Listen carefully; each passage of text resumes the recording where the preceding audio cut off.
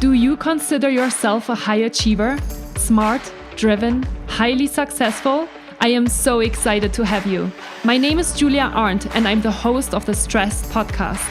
I will help you develop your stress resilience the same way you've developed your workplace superpowers.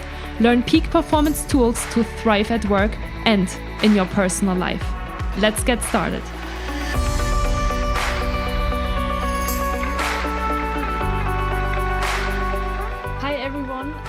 Good morning here from California. I'm really excited to have my next podcast interview guest here on the show today, and it is Emma Mainoo from London. Hi Emma, how are you doing today?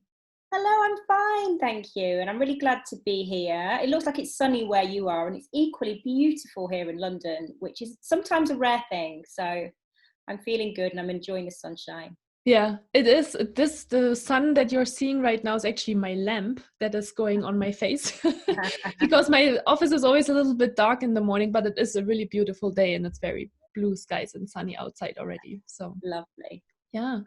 Emma, I'm really excited to have you here today. And before we're jumping into maybe a quick introduction of who you are, I always ask my podcast guests, where are you from, which we already established, you're in London, but what have you been up to this morning and this whole day? Because for you, it's already in the evening. Yeah, it's 5 o'clock. So I'm head of mental health at a company called Utopia. We're a culture change business. So we work with businesses to help them to create happier, healthier and more inclusive cultures. And this Monday has been a busy one. I mean, super rewarding with the work that I'm doing, but very busy. And I'm aware of the need, particularly in this moment with some of the work that I'm doing, to take care of my mental health. So today I've hosted a panel discussion today that was about the impact of exclusion. So my panelists are people that I know really well, who I've worked with before, who are from the Black and Asian communities, and they've been sharing their experiences today of the impact of feeling in the outside group. We've been talking about microaggressions, and just giving the other people that were in the room, the other people that were present, an opportunity to ask questions, but also for the other people of colour in that room that often don't feel like they can speak in their workplace. It was a good opportunity for them to hear other people saying perhaps the things that they've experienced and felt like they weren't able to share. So I hosted a panel discussion, and this week's a really busy one because I'm doing a lot of training at the moment, taking people on journeys. And as much as I don't like to use that word so often, it can feel a bit cliche. There isn't really another word right now, I feel, to describe taking people from one place to another with some difficult points along the way, as a result of recent months where, mental health has become firmly on the agenda in workplaces, and also racism has become higher up on the agenda, which nobody had expected. And I'm reacting to that with the work that I do and the work that my company does. We're kind of right in there. Working with companies to take them on inclusion journeys. Okay, very cool. So with that, tell us a little bit more about who you are and how you started your company. Yeah, so I joined Utopia in January to lead the mental health practice. Utopia is 3 years old. Okay. And basically I joined at a time where I had been working in the mental health space independently for almost 2 years. So my background is marketing, it's media, it's PR, it's creative. And that's kind of where the majority, like almost 20 years of my career have been, reaching senior level. And, throughout my career, it looked like I was living my best life. I would be having great projects, working with great brands, good budgets, big teams, and kind of, in some good kind of leadership roles I've had. But what nobody knew was that behind closed doors, I was living with depression and anxiety for a lot of my life, probably for about 20 years. Some challenges that had started in my teenage years.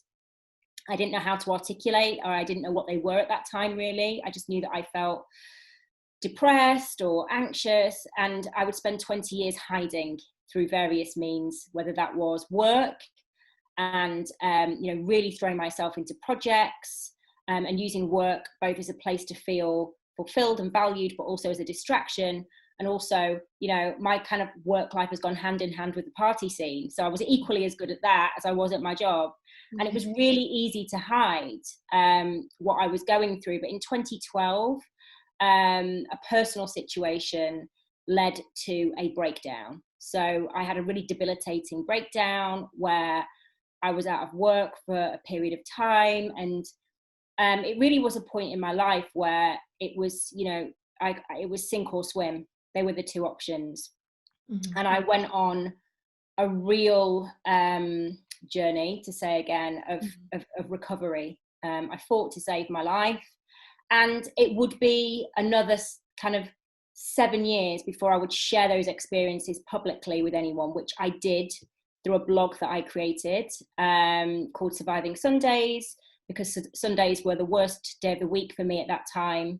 A day where I would feel alone, and perhaps I hadn't been out all weekend, and I know that I had to go to work on Monday and say I was okay when I wasn't. So I started kind of sharing that story a couple of years ago.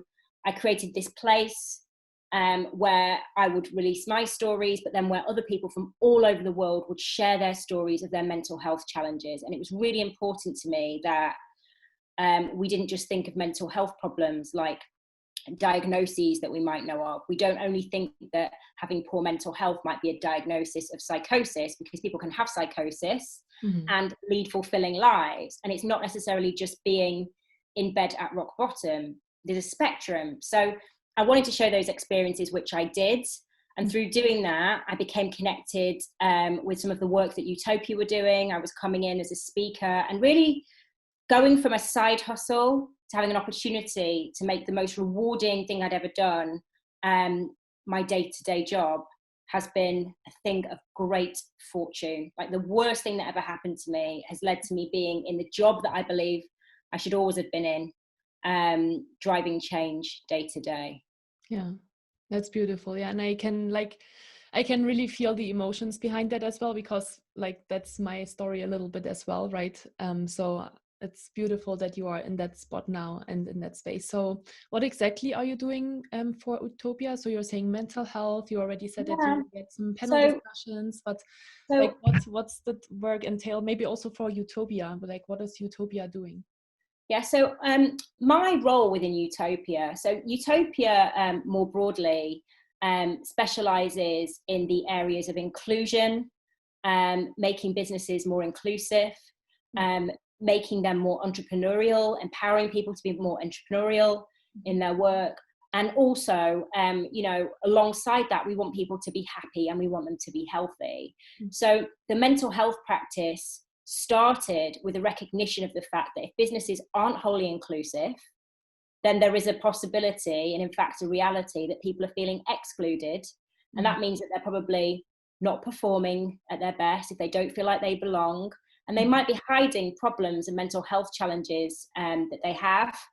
And therefore, if they're not able to belong and they're taking so much energy to hide themselves, how can they be working fully for a company? And how can they be showing up as their full selves? So Utopia have recognized this, both in terms of their observations. Nadia and Daniele, who own the company, they're very forward thinking, and they see that inclusion and our well-being are not two separate issues. And so the mental health practice, we have a suite of products where we work with businesses either to deliver sessions. So I deliver things like listening sessions. I create safe spaces for people to talk about their feelings, to talk about their challenges, and to feel safe that, we're an independent third party. We're not taking notes to report to anybody. We're just there to support people in a safe environment. Now, I'm not a psychotherapist, so where I need to, I will signpost to the right people, but we're able to create really safe spaces for people. And then through our kind of learnings and our awareness of some key themes, we're able to kind of help those businesses to deliver other things. So that might be workshops on anxiety. We've all been in this pandemic together. Everybody's been affected. And we've been able to deliver programs that help people to understand what anxiety is. Some people have never had it before. Suddenly they're experiencing it. So unpacking anxiety, and also giving tools and solutions. I also lead a resilience workshop, to teaching people what resilience is. It's not endurance. It's not an idea that we keep going until we break. And also we do kind of an integrated approach where we don't just want to do, let's say, something for World Mental Health Day and do a one-off event, but then people are attending and then they're leaving and they're going into a toxic culture that's not inclusive. So our approach is really integrated, being fully aware of the fact that we need a holistic approach to mental health. One workshop isn't just going to fix it. We need to work with leadership, basically, to invest and be committed to better, healthier workplaces. Mm-hmm. Yeah, that totally resonates with me. That's definitely my mission as well. That, I've seen this a lot over the last year and a half since I started my business, where like companies would hire me, I would go in for 60 minutes and then they kind of tick the box of like, okay, we had like a stress management, like mental health topic. And I'm like, that's not enough. People will leave and maybe they feel inspired and motivated or gain some insights, but they are just getting sucked back into their super busy work. And 2 days later, they have completely forgotten about, maybe the good intentions that they set or the goals that they were thinking about. And so, I think it's really great that Utopia is doing that as well. And what have you seen now that the pandemic, obviously, so you started in January at Utopia, and then obviously the coronavirus started at the time, and then in March we all latest, I guess, went into shelter in place. I'm sure London maybe even a little earlier. What kind of themes have you seen come up maybe that surprised you or that are specific to the pandemic? I would think that although everything that's happened has been unfortunate and very difficult for people who have lost people who have been ill themselves, people who have lost work, even if you haven't lost work, your partner may have lost work, or friends and family, like everybody has been touched in some way. Mm-hmm. As awful as it's been, I feel like the conversation around mental health has become democratized in a way, if that makes sense. So for example, often I would go to companies where they would lead with inclusion and diversity. That was their focus. Mm-hmm. And that was the work that they wanted to do. And I'd kind of be there on the edge saying, would you like to have a conversation with me? I really think that I can help you. And in some instances that would happen, and we'd go on and see like great results and get great feedback. What has happened now is that the leaders that basically might have just said, come in and do a talk on one day, have actually now seen their employees as in a more human way. And the employees have seen the leadership in a more human way. And people have been able to say, how are you today? It has been really difficult. And people have seen kids running in on calls and people struggling to manage. And I feel like everybody's had a window almost into what goes on behind the smiles that we all bring to the office. So I think, it's created an opportunity for us to have conversations with employers that we wouldn't have had before. And for them to really see this as more than just a one-shot deal. And to know what they have to do because they have experienced mental health challenges in recent months themselves. Yeah.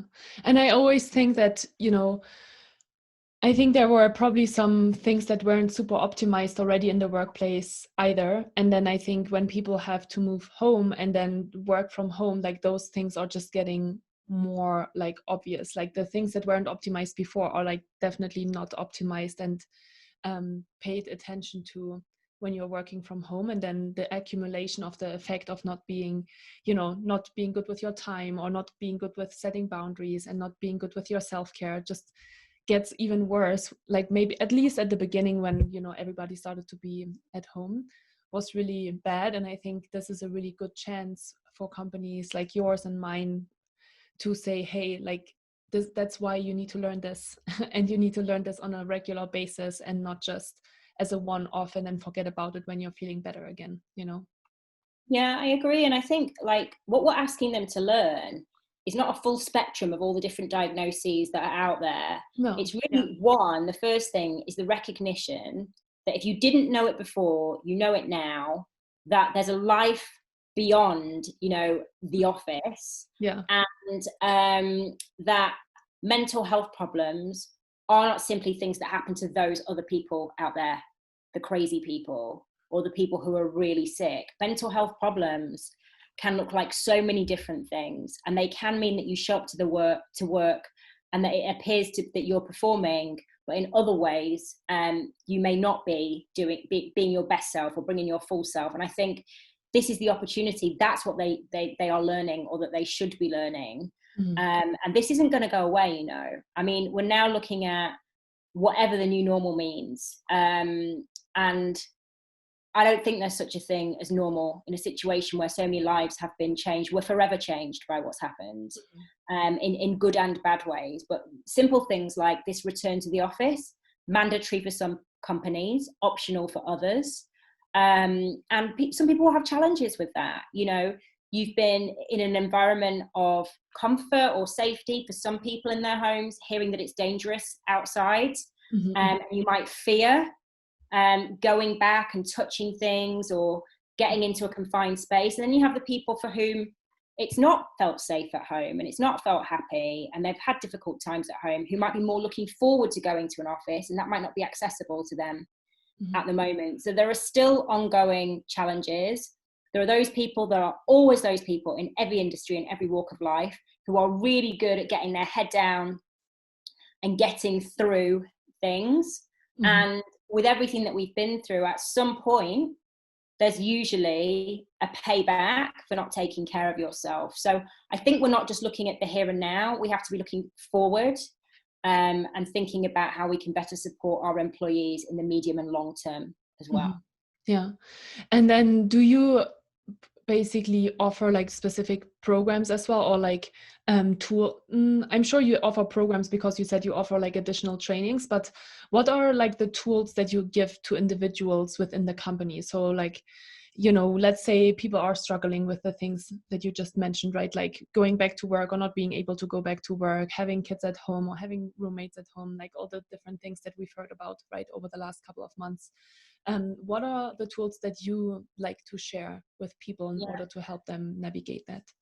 Yeah, so it's really important for us as a company, whether we're doing mental health work or whether we're doing inclusion work, we don't, as much as we want to be partners, and we've been partners with some of the companies that we work with now for like 2 and 3 years, we want people to be able to become self-reliant and have the tools to take care of themselves. That's really important to us.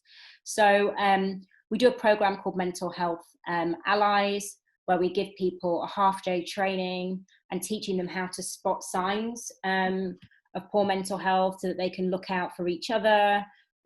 We also do a session called the Awkward Conversation.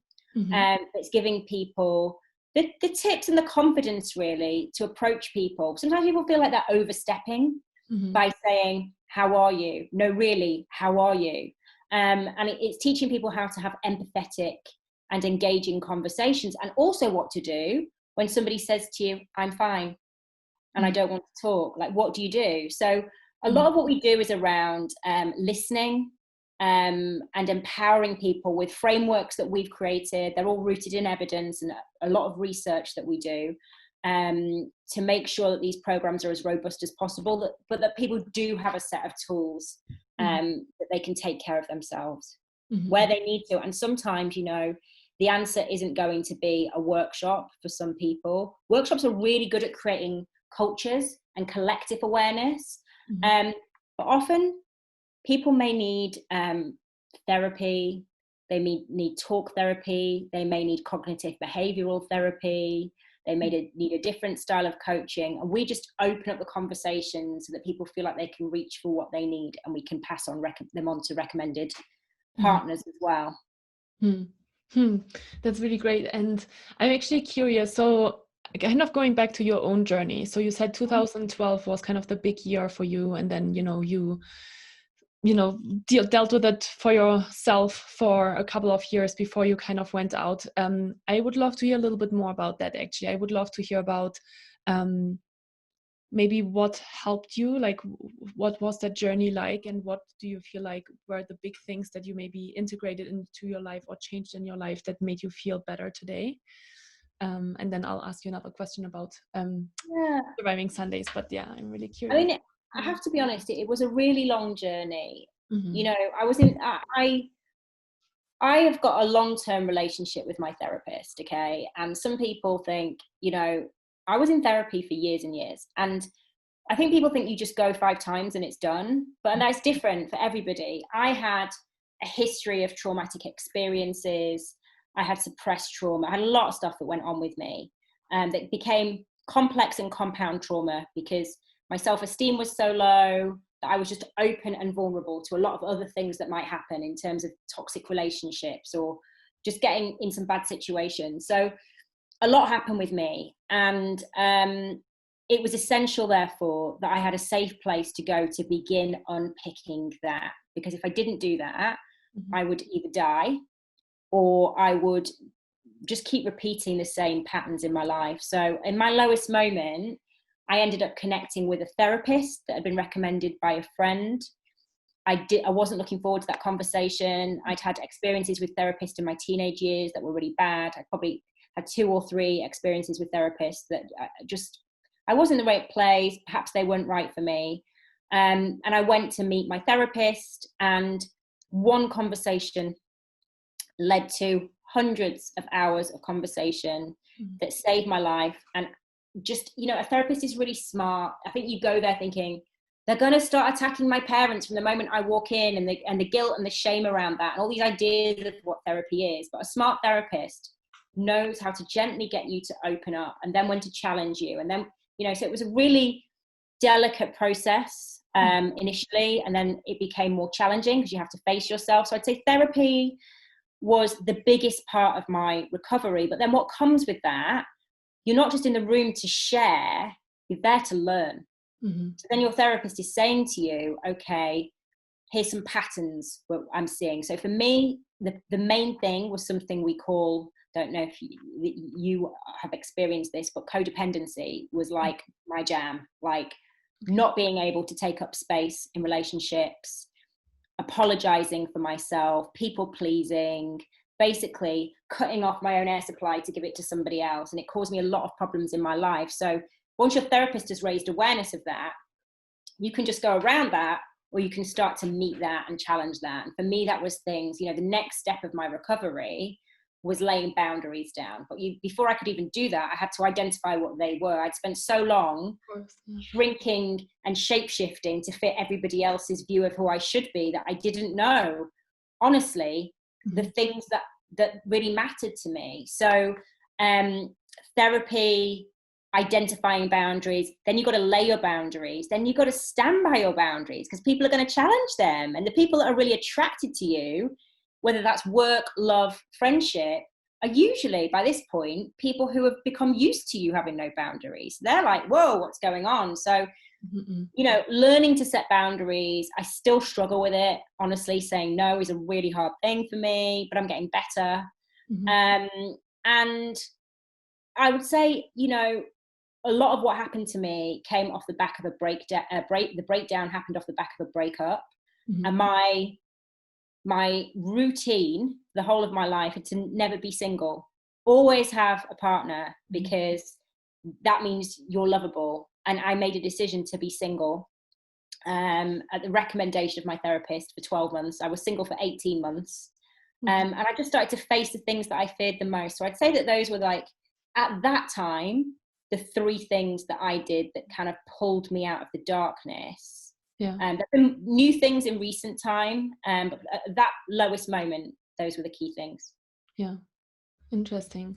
Thanks so much for sharing that. And so how then came Surviving Sundays into play with this whole story?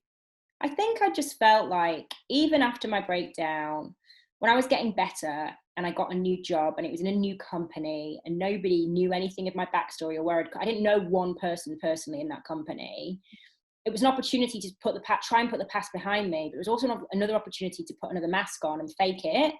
And I felt a lot of pressure. It was a big job. I was working with some great clients. I felt I had a lot of responsibility. And again, I just was lying, like, for years, just about who I was, either being like the party animal or the girl that dressed well, or like just, over presenting all the time. And it was very, very lonely, and it was exhausting. And, I'd just been writing journals for years. Since I was a young girl, I was writing journals. But this therapy journey, there was just something in it. I felt myself changing. Mm-hmm. I could see it. Just my friendships were changing, and I was documenting it. And I think it was 2018. So 6 years from my breakdown. It took me 6 years before I decided to go kind of public with my experiences. Mm-hmm. But it was something that I felt like I had to do. I was frightened. But 6 years later, I was freelance. I was single, and I was worried that I might not date again, or I might not work again if I went out there and said that I'd had a history of depression and anxiety. But the opposite, became true. But yeah, I wanted to go out there and tell my story, because there's two things I felt in all the years that I have my mental health challenges. One thing was shame. I felt very ashamed of my feelings and just wished I could be like everybody else. And the other thing was loneliness. I felt incredibly alone. I couldn't see anybody around me that looked like me, or felt like I did, that I didn't know, because you don't know. Mm-hmm. And so the hashtag I always kind of share is "You are not alone." And really it was about just reaching out, just saying, who else feels like I do? So that's where it came from. That's really powerful. And what has the journey of like sharing this publicly taught you? And or maybe I'm curious to hear about like the stories that you then heard from other people as well, because like you already said, right, like there were so many people that reached out and so many people that shared their stories as well. Yeah. What changed for you then? So the first thing was, when I first shared my story, people I'd known for years reached out to me when I shared my first post, saying, wow, like, people who weren't super close to me could never have imagined how low I had been. And then they went on to share their experiences, or those of their friends, or those of somebody they knew. But the stories that I've shared have been anything from addiction to problem drinking, the kind of drinking that, somebody is a mum and she's struggling with the kids, and then she starts having a couple of glasses and then it's become a problem. So that kind of thing, through to child loss, grief, anxiety. We're starting to do more now about this current moment that we're in around the pandemic is one thing, but obviously the murder of George Floyd has brought the experiences of Black people and other people of colour to the fore. And so now I have received some stories recently that are more about that. And I feel like I've always tried to have a wholly inclusive platform. But some people were more reluctant to share their stories, who are more open to doing so now. And I'm happy to share them. Yeah, it's really the power of vulnerability. And how you say, oh, once I opened up, all of a sudden, all of these other people opened up and shared things with me that I didn't know about them. And I had a similar experience actually when I went through my burnout in 2018. And I was same thing, right? Like I felt super alone and lonely. I felt guilty almost for taking time out to like take care of myself, because nobody really knew what was going on, and I was worried about the gossip that was going on at work. But then when I came back and I shared my story, I had so many people, including like leaders and managers, that shared their story with me, and it was so powerful because you're really not alone. And once you open up, you understand that there are so many other people out there that have the same or similar problems. And we are all just human beings and not perfect, not maybe the perfect selves that we sometimes portray to be. Yeah, and I think it's really powerful, but I also am very mindful of this movement that there appears to be at the moment, where it's like everybody needs to speak about their mental health. Everybody should do that. It's not safe for some people for whatever reasons, whether they be cultural, whether they have experienced abuse at the hands of a partner or family member, or it's deep-rooted trauma. We shouldn't be pushing everyone to share their experiences. It might be that they're sharing is with a trusted friend or therapist in their own time.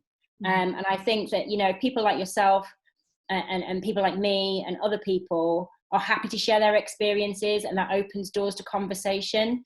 That's amazing. But I also think we shouldn't underestimate the fact that somebody could be sitting behind their computer, watch or listen to an interview or read an article. And for them, maybe just that day is the first time that they go, there's hope. They don't necessarily have to go and share. It might just be the start of their journey. So I think there's great power in that too. Yeah, for sure.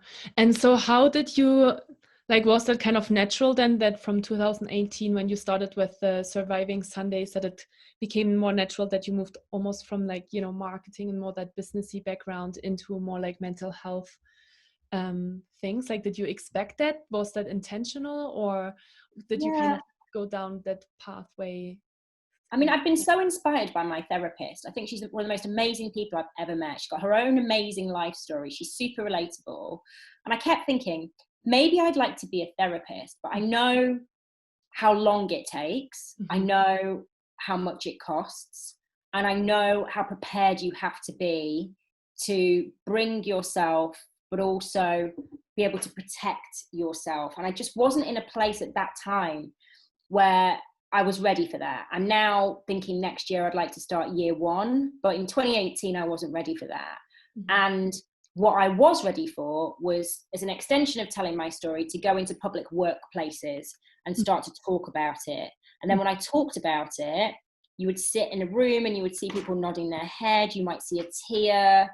And then after each talk, people would come up and want to have a conversation or talk to me. And the people at Utopia, really, Nadia and Daniele, they knew me from a previous life in marketing. And they started, because of the work that they were doing with brands, they started to have panel discussions where they would invite me in. And we would have conversations around that. And then the clients would want to do more than that. And it kind of became really organic, even though I knew that simply doing a talk felt more rewarding than any marketing campaign, any award, any like great event I had thrown. Like, I thought they were great things until I did this. It felt that good. I didn't know how, if I wasn't a therapist, I could turn this into a life and working choice. So I trained to become what's a mental health first aid instructor because I wanted some kind of qualification. And I feel a duty of care and a responsibility to have some professional training and skills to do the work that I do. But from there, really, it's just led to this amazing opportunity with Utopia that puts me in a position to go and speak to some globally recognized brands. And it's not just that they're globally recognized that it's important, it's because they have influence, they're able to lead the market and potentially change the world with what they're doing. And if we can be a part of that, that's incredible. Yeah, absolutely. I'm actually curious, since you are working, with big brands as well, what are maybe things that you still see are missing, or that, where you feel like companies still need to take the next step to really embrace like mental health and make it normal for people? Yeah, I feel like there's a lot of mental health going up and down the agenda.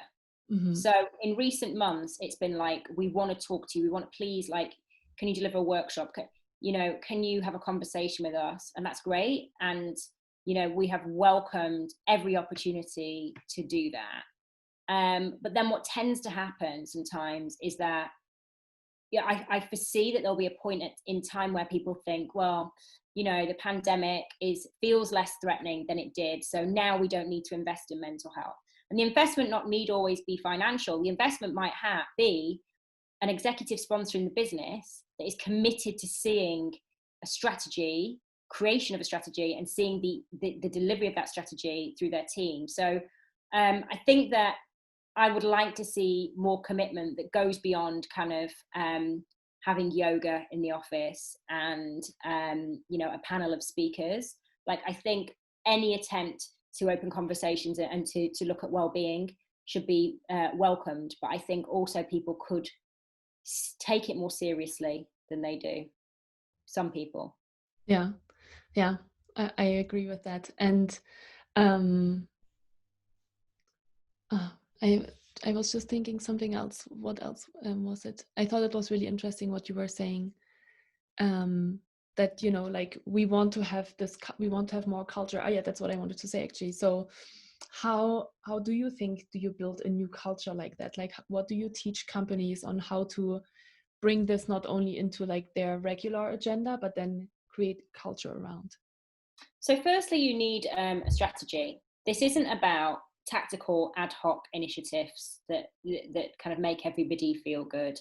If the culture isn't right, if people don't feel like they belong, if people don't feel like they can take the time they need, if people don't feel like they can have the conversations that they want to have, if people are working in an organization where management are not showing any vulnerability and who don't encourage flexibility around things, then any initiative is just going to be like bounce, it's just like water bouncing off something, like it's not going to make an impact. So what were you saying then? You'd asked me. I was starting to. That's okay. No, so you said for creating a new culture, the first thing you need is strategy. Yes, so strategy. So having the creation of a strategy, the commitment to that strategy, it should be led by senior leadership. You always see committees and ambassadors of more junior team members, which is great. But to make a change, you need to have leaders involved in a business if this is to become a part of your culture.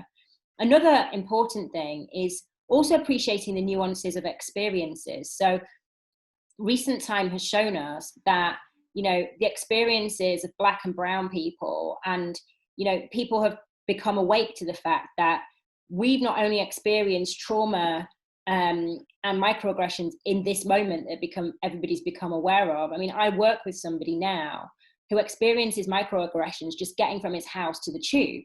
Mm-hmm. So, appreciating the nuances of people's lived experience, and then thinking about when you have a strategy and when you're partnering with people, how do you make those partnerships as inclusive as possible and as intersectional as possible, so that they speak to the different communities within your business. And the other thing as well is leadership, being vulnerable, being prepared to be vulnerable. It's very easy to set up an initiative and say, we want people to share mental health stories in our business so that people can learn from people's experiences. And yet, there are people at senior level who are incredibly stressed, who've probably used a coaching service or a therapy service, but they're just not willing to talk about it. So I think having leaders that are equally open to sharing and sitting in the discomfort is really a way to start changing the culture. Yeah, definitely. And I think it's even also the next step. So what, now that people have shared this, how as a company can I support them to get better? And I always believe it's not just therapy and coaching or CBT. I think it's also, really starting at the heart of the employee's journey, which is at the beginning of their journey, to teach them tools that, prevent them to actually get there in the first place. And so I'd like to kind of start to wrap up the podcast, and I always have a few questions at the end. And the first question is, for you personally, do you have maybe a routine or a practice that you do now daily that really helps you support your mental health? Yeah, so I'm the best person at talking about kind of self-care. Like my whole kind of like recovery platform has been about taking care of myself, but I'm also really realistic about what that looks like. Mm-hmm. So some days self-care might be simply getting in the shower and putting on something that isn't sweatpants in recent weeks. Okay, so that's self-care. Mm-hmm. And at other times I'll be on top of it with my 20-minute meditation that I should do every day, but often I don't. I'll be eating well, so I won't just be grabbing biscuits between Zoom calls, mm-hmm. Which is what I like to do. And also I start every day with a song. So in my house I have these Sonos speakers. Yeah. And from my bed I can, with my phone, I start the day with a song. So it changes all the time. Okay. But yeah, and sometimes I have a bit of a bop in the morning. But when it's a really, I like to say all of this, okay, and I like to practice it, I'd say about 70% of the time. Mm-hmm. But during the pandemic, when I myself have been busy, our services have become so busy, the demand for our services has been so busy, sometimes self-care has looked a little different. Mm-hmm. Yeah. Do you remember which song you listened to this morning? It changes all the time. Do you know, I started so early this morning, there was no song for this morning, okay, except a song inside my heart saying, I can't believe what time it is. But I tend to get on a loop with songs. So one of my favourite morning songs is Womack and Womack, Teardrops. It's like a disco track, which I love. I love that song. Very cool. Yeah. And do you have a book that you feel like changed your life, where you feel like I read this and it like totally opened up myself to something else that I wasn't. Yeah, so I was prepared for this question. I have two here, but I'm going to share the first one. So this is called The Unexpected Joy of Being Sober by Catherine Gray.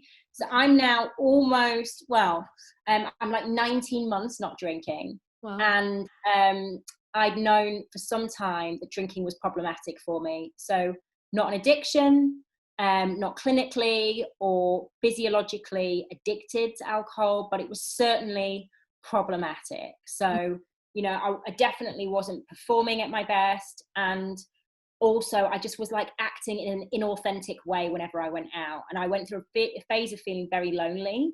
Mm-hmm. And so to seek connection, I would drink too much. Mm-hmm. And that became too often, like too frequent an occurrence. And I just thought, I need to do something about this, but I know it's not a treatment program. I know I'm not there, but I'm somewhere here and I don't want to get here. So what do I do? And I'd hosted a panel discussion with some people who, you know, one person talked about addiction, one person talked about moderation, one person talked about alcohol-free living.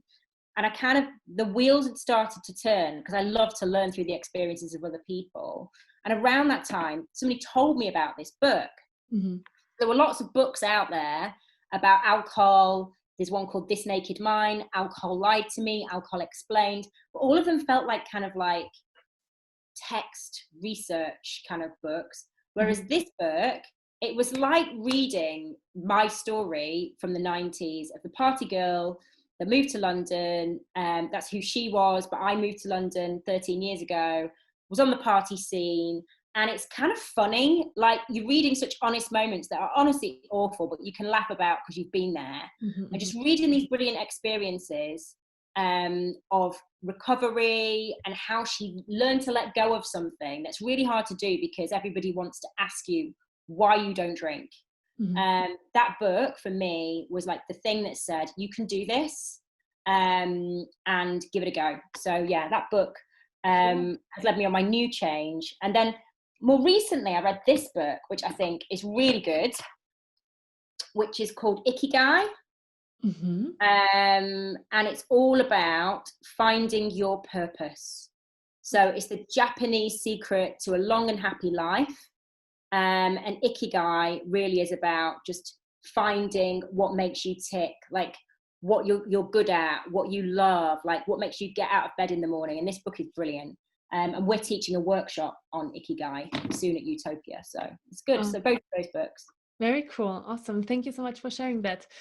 So now the big question is, how can people follow you and how could they potentially also come on, for example, Surviving Sundays if they're interested and feel like they have a story to share? Yeah, so you can contact me at Utopia's Instagram account, which is at We Are Utopians. Mm-hmm. And also, if you want to kind of submit a story to Surviving Sundays, it's survivingsundays.com. Okay, very cool. I will put all of the links in the show notes as well. So thank you so much for sharing this. Thank you. This was really interesting and really inspirational and really I can really connect with your story and with, you know, things that you've mentioned, both from, you know, the work that you're doing today and where you're coming from. But I think it's always so powerful to hear it from other people, right? And to have similar stories and show the world that we're not alone in this. So thank you so much for sharing yours. And I'm really excited to see where Utopia is taking its work next as well, because it's incredibly important, and I'm super excited that there are companies out there now that really focus on this and help companies go through this change together. And thank you for having me and opening up this really important conversation around mental health. I appreciate it. Thank you. Yeah, my pleasure. Thank you, Emma.